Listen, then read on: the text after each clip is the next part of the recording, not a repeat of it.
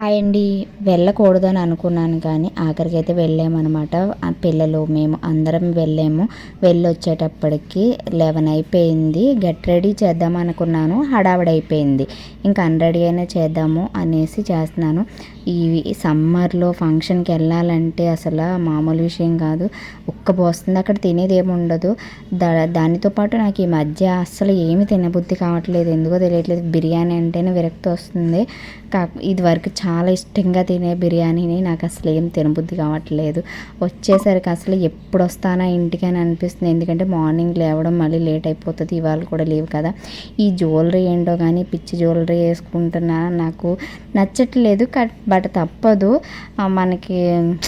మనకు వచ్చేంత వరకు కొంచెం అడ్జస్ట్ అవ్వాలి, దేవుడు మనకి ఇచ్చేంత వరకు. కానీ ఇదైతే నాకు మోడిఫికేషన్ చేశాను. ఫస్ట్లో అసలు బాగుండేది కాదు. లాకెట్ అది పీకేసి కొంచెం ఈ మాత్రమైనా చేశాను. మళ్ళీ కొత్తది కొనుక్కున్నాను అనుకోండి, డబ్బులు వేస్ట్. ఉన్న దాంతోనే అడ్జస్ట్ అయిపోవాలి అన్నట్టుగాని ఇంక ఇప్పుడైతే ఫ్రెష్ అయిపోయి పడుకోవడమే. అంతే. వీడియోని